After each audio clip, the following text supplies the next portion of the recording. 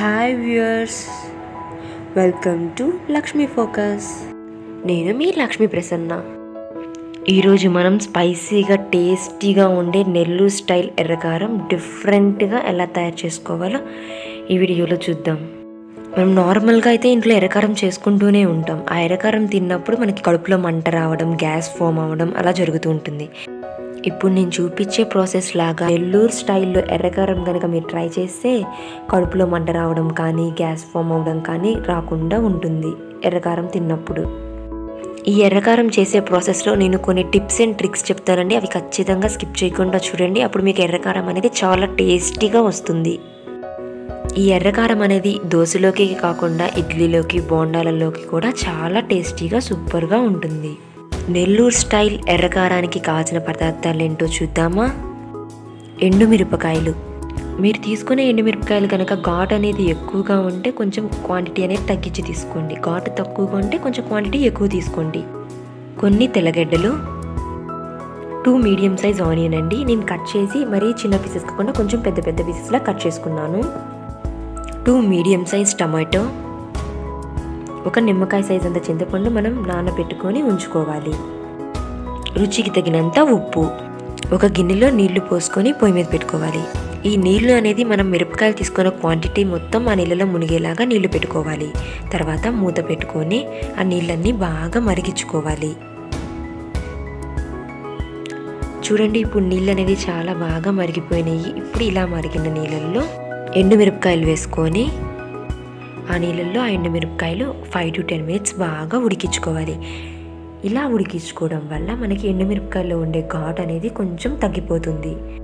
ఇలా ఎండుమిరపకాయల నీళ్ళల్లో బాగా తెల్లబెట్టుకొని ఎర్రకారం వేసుకోవడం వల్ల మనకి కడుపులో మంట అనేది రాకుండా ఉంటుంది. అలానే ఎర్రకారం అనేది చాలా టేస్టీగా కూడా ఉంటుంది. ఇలా ఎండుమిరపకాయల నీళ్ళల్లో బాగా తెల్లిన తర్వాత స్టవ్ ఆఫ్ చేసుకొని ఆ ఎండుమిరపకాయలన్నీ నీళ్ళల్లో నుంచి బయటకు తీసి ఒక వడగొట్టులోకి మొత్తం ట్రాన్స్ఫర్ చేసుకోవాలి. ఇలా ఉడికించడం వల్ల మన ఎండుమిరపకాయలో ఉండే కారం అనేది చాలా వరకు తగ్గిపోతుంది. అందుకు నేను ఈ ప్రాసెస్ వాడుతున్నాను. మీకు కూడా ఈ ప్రాసెస్ నచ్చినట్టయితే మీరు కూడా వాడుకోవచ్చు. ఇలా మొత్తం ట్రాన్స్ఫర్ చేసుకున్న తర్వాత ఈ ఎండుమిరపకాయలు అనేది బాగా చల్లారబెట్టుకోవాలి. ఈ ఎండుమిరపకాయలు చల్లారేదానికి మనకి 15 నుంచి 20 minutes దాకా పడుతుంది. ఇలా ఎండుమిరపకాయలన్నీ బాగా చల్లారిన తర్వాత ఒక మిక్సీ జార్ తీసుకొని ఆ చల్లార్చుకునే ఎండుమిరపకాయలన్నీ ఆ మిక్సీ జార్లోకి ట్రాన్స్ఫర్ చేసుకోవాలి. ఇప్పుడు దాంట్లో రుచికి తగినంత ఉప్పు వేసుకోవాలి. నేను తీసుకున్న క్వాంటిటీకి నానబెట్టిన చింతపండు నిమ్మకాయ సైజ్ అంతా వేసుకున్నాను. మీకు కొంచెం పుల్లగా కావాలనుకుంటే ఇంకొంచెం చింతపండు కూడా యాడ్ చేసుకోవచ్చు.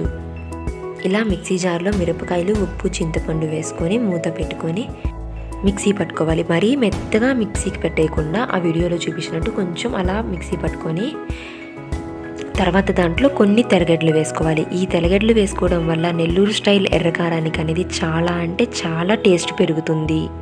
తర్వాత దాంట్లో ఇందాక కట్ చేసి పెట్టుకున్న ఆనియన్ వేసుకోవాలి. ఈ ఆనియన్ వల్ల కూడా మనకి ఎర్రకారానికి అనేది చాలా టేస్ట్గా ఉంటుంది. తర్వాత దాంట్లో టమాటా ముక్కలు కూడా వేసుకొని మిక్సీ పట్టుకోవాలి. ఈ మిక్సీ పట్టుకునేటప్పుడు కూడా మనకి ఇష్టం అండి. మెత్తగా కావాలనుకుంటే మెత్తగా పేస్ట్ చేసుకోవచ్చు ఆ టమాటో ఆనియన్ అనేది. అలా కాకుండా మనకి టమాటో ఆనియన్ అనేది కొంచెం క్రంచీగా తగలాలి అనుకుంటే కొంచెం కోర్సుగా మిక్సీ వేసుకోవాలి. ఇప్పుడు నేను ఆ టమాటో ఆనియన్ని ఆ ఎండుమిరపకాయలు దాంట్లో బాగా మెత్తగా పేస్ట్ వేసుకున్నానండి.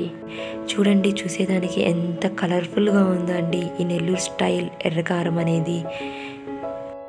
అంతేనండి, నెల్లూరు స్టైల్ ఎర్రకారం చాలా ఈజీగా సింపుల్గా రెడీ అయిపోయిందండి. ఇప్పుడు మనం దీన్ని ఒక సర్వింగ్ బౌల్లోకి సర్వ్ చేసుకుంటే ఎంతో టేస్టీ అయిన నెల్లూరు స్టైల్ ఎర్రకారం రెడీ అండి.